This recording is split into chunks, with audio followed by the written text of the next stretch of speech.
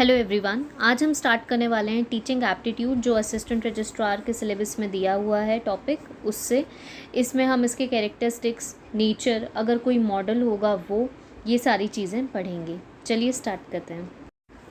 सबसे पहले teaching aptitude define कैसे कर सकते हैं। तो जैसे यहाँ लिखा है कि ये एक प्रोसेस है जिसमें कि हम नॉलेज को शेयर करते हैं और जो मदद करता है नॉलेज किस में, हमको हमारे गोल्स को अचीव करने में। अगर मॉरिसन को कोट किया जाए तो यहाँ ये बोला जाता है कि एक तरह का इंटीमेट रिलेशनशिप है एक मोर मैच्योर पर्सन के बीच में और एक थोड़ा सा कम मैच्योर पर्सन के बीच में। टीचिंग एप्टीट्यूड टीचिंग और एप्टीट्यूड से मिलकर बना हुआ है। हमें पता है टीचिंग जो एक पर्सनल रिलेशनशिप है टीचर और स्टूडेंट के बीच में, जिससे कि क्या होता है, स्टूडेंट के व्यवहार में मॉडिफिकेशन होता है, पॉजिटिव मॉडिफिकेशन होता है बोला जाए तो। और एप्टीट्यूड क्या है, नेचुरल बिहेवियर है कुछ करने का। और कंबाइंडली अगर टीचिंग एप्टीट्यूड को समझा जाए तो ये एक नेचुरल एबिलिटी है। किस चीज़ की एबिलिटी है? पढ़ाने की। किसी के अंदर जो नेचुरल एबिलिटी होती है पढ़ाने की, दैट इज़ टीचिंग एप्टीट्यूड। अब हम यहाँ पर टीचिंग का कंसेप्ट क्या है उसको समझते हैं। तो हम जानते हैं कि टीचिंग जो है एक पार्ट है टीचिंग लर्निंग प्रोसेस का, ठीक है। इसमें जो है पर्सन को सोसाइटी के अकॉर्डिंग कुछ स्पेसिफिक चेंजेस करने पड़ते हैं और उस एनवायरनमेंट के अकॉर्डिंग चेंजेस करने पड़ते हैं जिसमें कि वो रह रहा है। It is a process in which learners, teacher, curriculum and other variables are organized in a systematic way। मतलब ये क्या है, ये एक इस तरह का प्रोसेस है जिसमें एक लर्नर होगा, जिसमें टीचर होगा, करिकुलम होगा और उसके अलावा और सारे वेरिएबल्स होंगे जो एक अच्छे तरीके से, एक सिस्टमेटिक तरीके से अरेंज होंगे, जिससे कि जो गोल्स डिसाइड किए गए हैं वो क्या किए जा सकें, पाए जा सकें, अटेन किया जा सकें। आगे हम देखते हैं कि कौन से डिफरेंट लेवल्स हैं जिसमें टीचिंग किया जाता है या क्या डिफरेंट लेवल्स हैं।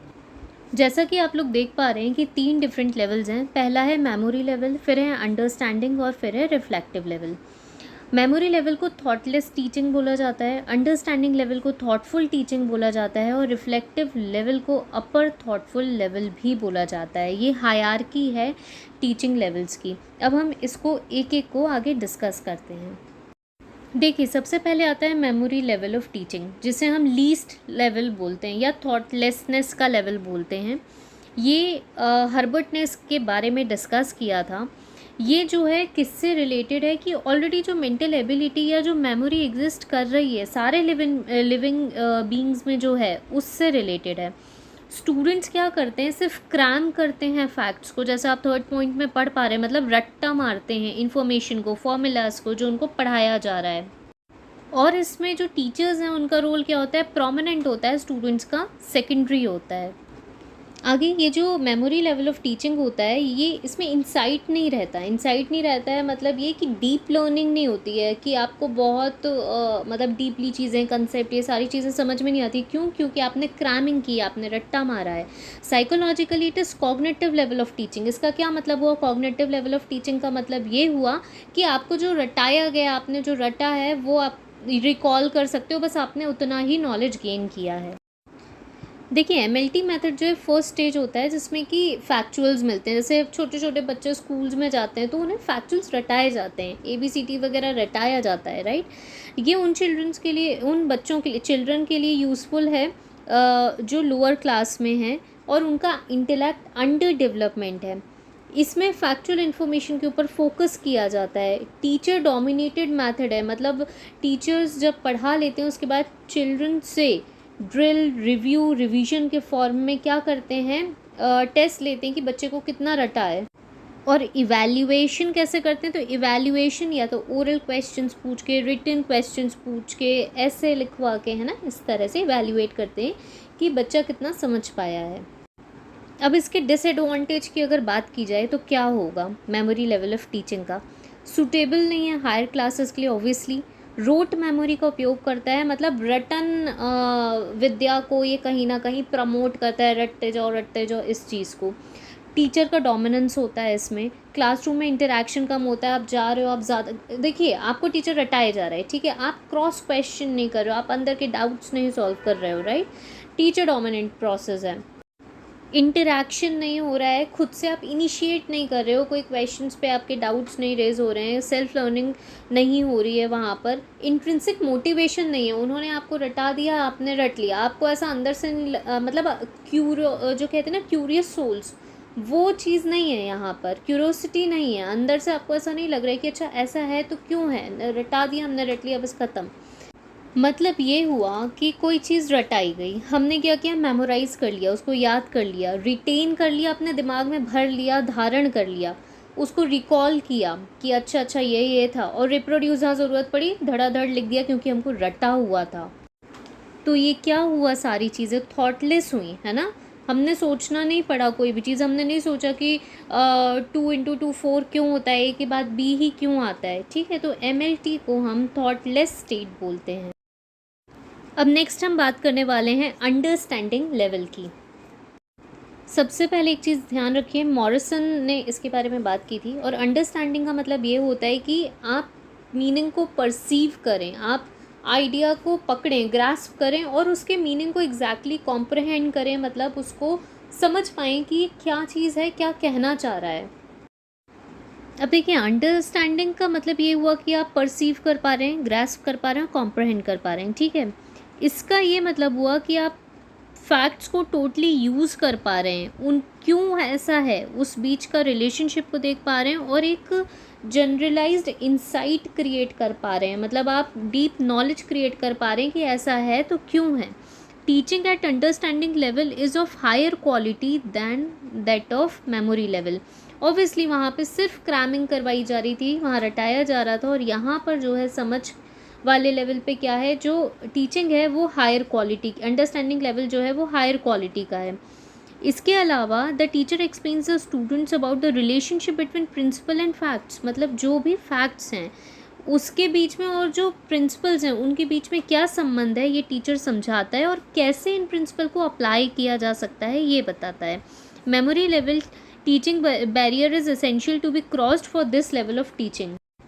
जैसे ही हम सब लोग देखते हैं कि छोटे से बच्चे जब स्कूल जाते हैं ना, वो मेमोरी लेवल पे रहते हैं, जब वो उस चीज़ को क्रॉस कर लेते हैं तभी उन्हें प्रमोट किया जाता है, तब ये समझा जाता है कि अभी ये बड़ी समझ के लिए, बड़ी चीज़ों के लिए तैयार हैं, ज़्यादा इन्हें समझाया पढ़ाया सिखाया जा सकता है।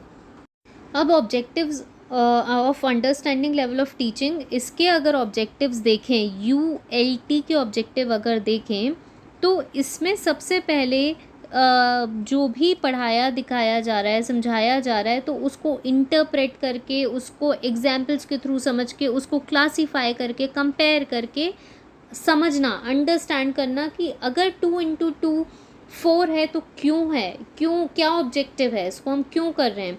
दूसरा क्या इसका ऑब्जेक्टिव है ULT का, कि जो 2 × 2 कर रहे हैं ये आखिर हमको आगे कहाँ काम आएगा। It includes the use of proper procedure for executing and implementing the use of principles and rules in practical life situation, मतलब हम इसको कहाँ किस तरीके से यूज़ कर सकते हैं, दूसरा ये चीज़ है। तो ये हमें याद रखना है कि अंडरस्टैंडिंग द ऑब्जेक्टिव और एप्लीकेशन, ये इसके 2 ऑब्जेक्टिव्स हैं। अब देखिए, जाहिर सी बात है, आपको ULT लेवल पे MLT लेवल का तो पढ़ाया नहीं जाएगा कि वहाँ भी आपको सिखाएं कि A के बाद B के बाद C, रटो रटो रटो, नहीं। यहाँ जो कंटेंट होगा for teaching learning at this level is quite wide. Obviously यहाँ पे जो कंटेंट होगा वो वाइड होगा कंपेयर टू MLT लेवल, और कंटेंट में जो है, जो हम पढ़ रहे हैं उनके प्रिंसिपल्स का क्या एप्लीकेशन है रियल लाइफ सिचुएशंस में, या कैसे कहाँ उपयोग किया जा सकता है, ये सारी चीज़ों की समझ भी बताई जाती है। नेक्स्ट हम आते हैं रिफ्लेक्टिव लेवल ऑफ टीचिंग पे। सबसे पहली चीज़ ध्यान रखिए कि इसे इंट्रोस्पेक्टिव लेवल भी बोलते हैं। इंट्रोस्पेक्टिव का मतलब होता है आत्मविश्लेषी, स्वयं विश्लेषण करने के लेवल पे जब हम आ जाते हैं, that is reflective level of teaching. Reflective on something means giving careful thought to something over a period of time, मतलब बहुत लंबे समय से आप बहुत गहरी सोच किसी चीज़ को दे रहे हो, ठीक है। It also means thinking deeply about something, और किसी चीज़ के बारे में बड़ी ही गहराई से, गहनता से सोच रहे हो, तो ये भी इसका मतलब होता है। अब ये जो स्टेज है ये बहुत ज़्यादा थॉटफुल है ना, बहुत ज़्यादा चिंतनीय, मतलब चिंतनशील और बहुत ज़्यादा यूज़फुल स्टेज है। स्टूडेंट ये लेवल तभी अटेन कर सकता है जब उसने अपना MLT और ULT लेवल अच्छे से वहाँ पे जो चीज़ें उस वक्त पे सीखनी थी सीखी हों। Teaching at reflective level enables the student to solve the real problems of life, मतलब जो सच की परेशानियां हैं जीवन में उसको उसका क्रिटिकल एनालिसिस करके उसको सॉल्व करने में स्टूडेंट्स को ये लेवल मदद करता है यदि उसने MLT और ULT लेवल अच्छे से कवर किया है। The student by understanding the situation and using the critical abilities, मतलब अपनी सिचुएशंस को समझ के क्रिटिकल एबिलिटीज़ लगा के अपनी प्रॉब्लम्स को सॉल्व करने में वो सक्सीड होता है। ठीक है, तो ये है रिफ्लेक्टिव लेवल। अच्छा, इस लेवल को सजेस्ट किया एक्सप्लेन किया था हंट के द्वारा। ये जो रिफ्लेक्टिव लेवल टीचिंग का होता है ये क्या है, बहुत प्रॉब्लम सेंटर्ड होता है बेसिकली, और यहाँ पर स्टूडेंट जो है अपनी ओरिजिनल इमेजिनेशन में बिजी रहता है कि कैसे कैसे इन चीज़ों से बाहर निकला जाए या कैसे डील किया जाए सिचुएशन से, उनमें इन्वॉल्व रहता है। नेक्स्ट हम देखते हैं कि नेचर और कैरेक्टरिस्टिक्स क्या होते हैं टीचिंग के। बिल्कुल ही थ्योरी पार्ट है तो सिर्फ हम पढ़ते चलेंगे एक बार। देखिए, सबसे पहले जो है टीचिंग का मेन एम ये है कि गाइडेंस देना। सेकंड पॉइंट कह रहा है कि टीचिंग टीचर और स्टूडेंट के बीच का इंटरेक्शन है। टीचिंग एक आर्ट है जिससे हम स्टूडेंट को इफ़ेक्टिव नॉलेज देते हैं, है ना, इफ़ेक्टिव नॉलेज देते हैं। एक साइंस है जिसमें हम एडुकेट करते हैं फैक्ट्स के साथ, अलग अलग टॉपिक्स पे डिस्कस करते हैं। टीचिंग कंटिन्यूस होती है, ऐसा नहीं, ऑनगोइंग प्रोसेस है, हमेशा चलती रहती है। टीचर जो है इफ़ेक्टिवली टीच करता है, कैसे, कॉन्फिडेंस के साथ, टीचर में कॉन्फिडेंस होना चाहिए। इसके अलावा टीचिंग फॉर्मल और इनफॉर्मल दोनों होती है। फॉर्मल जो हम आउटसाइड हमारा मतलब घर के सीखते हैं, स्कूल्स में, क्लासेस में, है ना, यहाँ सब जगह। इनफॉर्मल जो हम हमारे रिलेटिव्स, पेरेंट्स, सिबलिंग्स, इनसे सीखते हैं, वो होती है। टीचिंग कम्युनिकेशन है इन्फॉर्मेशन का स्टूडेंट्स के साथ, है ना।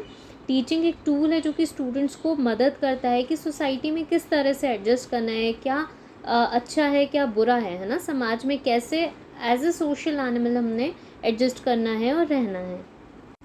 अब जो है क्या एक्सक्यूज़ मी, अब क्या रिक्वायरमेंट्स होनी चाहिए टीचिंग के लिए, तो सबसे पहले टीचर होना आवश्यक है, एक शिक्षक होना चाहिए, फिर एक पढ़ने वाला भी होना चाहिए, लर्नर भी होना चाहिए। क्या पढ़ना है, किस पे पढ़ना है, ऐसा कोई विषय भी होना चाहिए, यानी सब्जेक्ट भी होना चाहिए, और इन सारी चीज़ों के साथ एनवायरनमेंट भी होना चाहिए। हम कहते हैं ना, माहौल होना चाहिए पढ़ाई का, पढ़ने का। तो ये मतलब बेसिक रिक्वायरमेंट्स हैं टीचिंग की, टीचर, लर्नर, सब्जेक्ट और एनवायरनमेंट। Thank you. ये यूनिट 7 था आई सपोज़, पेपर 2 का। इसमें हम यूनिट 7 का जो पॉइंट 1 है टीचिंग एप्टीट्यूड वाला, और जो इवैल्यूएशन सिस्टम है, आई थिंक लास्ट पॉइंट है इसी यूनिट का, ये हम कवर कर चुके हैं। बाकी टॉपिक हम आगे स्लाइड्स में कवर, आगे वीडियोस में कवर करेंगे। Thank you so much.